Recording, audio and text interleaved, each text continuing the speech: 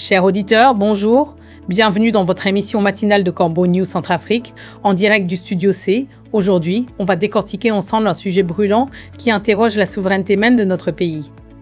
Nous allons parler d'aliénation du territoire, de pillage des ressources, des mots forts lancés sur la radio Ondekeluka par un homme qui ne mâche pas ses mots, Raymond Adouma. Et pour m'aider à y voir plus clair, je suis aux côtés de notre talentueuse journaliste, Viviane Beltongu. Bonjour Viviane. Bonjour Gisèle. Quelle entrée en matière incisive, vous avez déjà mis le doigt là où ça fait mal. L'intervention de Raymond Adouma, l'ancien ministre de l'Opposition, est une véritable déflagration. Il a transformé le plateau de Ondekeluka en une tribune contre cette mainmise étrangère sur nos richesses et sur les décisions cruciales qui devraient nous appartenir.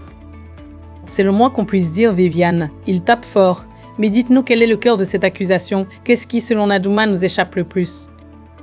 Eh bien, Gisèle, Adouma pointe du doigt la perte de contrôle de l'État sur ses fonctions essentielles, ce qu'on appelle les leviers régaliens. Il fustige l'influence croissante de puissances extérieures et la présence de forces armées étrangères qui, selon lui, dictent leurs lois sur notre propre sol. Pour Raymond Adouma, l'autorité de la République est réduite à une simple fiction. Il dit même que cette dépendance sécuritaire et politique nous ôte toute capacité d'autodétermination, transformant notre gouvernance actuelle en un système de vassalité qui se pratique hors de tout contrôle démocratique ou parlementaire. Une fiction juridique, un système de vassalité, des mots terribles qui résonnent fort. Mais comment cette dépossession de souveraineté se traduit-elle concrètement, Viviane, notamment au niveau de nos richesses nationales? C'est là que le tableau devient encore plus sombre, Gisèle. Cette dépossession est directement liée à l'exploitation à tout va de notre sous-sol par des intérêts transnationaux. Les autorités en place ont distribué plus d'une centaine de permis miniers à des entités étrangères. On parle notamment de l'extraction à grande échelle de l'or dans la région d'Andesma. Et le pire, c'est que les retombées financières de ces contrats opaques échappent presque entièrement au trésor public. Imaginez, elles ne contribuent qu'à hauteur de 4% aux recettes de l'État. 4% seulement. C'est absolument choquant. Et j'imagine que les conséquences ne sont pas que financières, n'est-ce pas? Absolument, Gisèle. En plus de ce qui s'apparente à un pillage économique, les provinces de l'Est subissent un désastre écologique sans précédent. Les cours d'eau sont pollués, les ressources halieutiques disparaissent, ce qui condamne les populations locales à une misère encore plus grande. L'impact est colossal sur l'environnement et la vie des Centrafricains. C'est tout à fait délirant.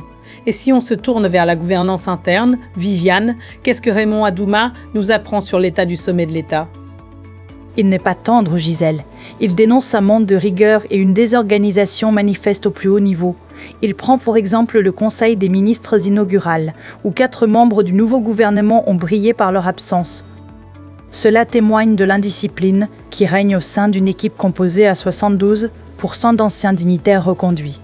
Pour faire taire les critiques liées à ces défaillances, un verrouillage strict de l'information a été mis en place. Les ministres ont interdiction de s'exprimer en dehors d'un canal officiel unique. Un secret d'État qui entoure même des arrivées de migrants, c'est ça? Exactement. Ce secret d'État entoure également les conditions de l'arrivée de vagues de migrants en provenance des États-Unis, installés discrètement dans des immeubles de l'avenue Conjugo à Bangui. C'est un point que Raymond Adouma a pointé du doigt avec beaucoup d'interrogations. C'est une situation qui interroge profondément Viviane. Pendant que les ressources partent ailleurs et que les informations sont verrouillées, qu'en est-il du quotidien de nos compatriotes? C'est le plus triste de l'histoire, Gisèle. Le quotidien des Centrafricains est assombri par un abandon social total. Les chiffres indiquent que 3 citoyens sur 4 vivent sous le seuil de pauvreté avec moins de 1000 francs par jour. La cherté de la vie pousse les familles à se contenter d'un unique repas quotidien. Le système sanitaire s'est complètement effondré.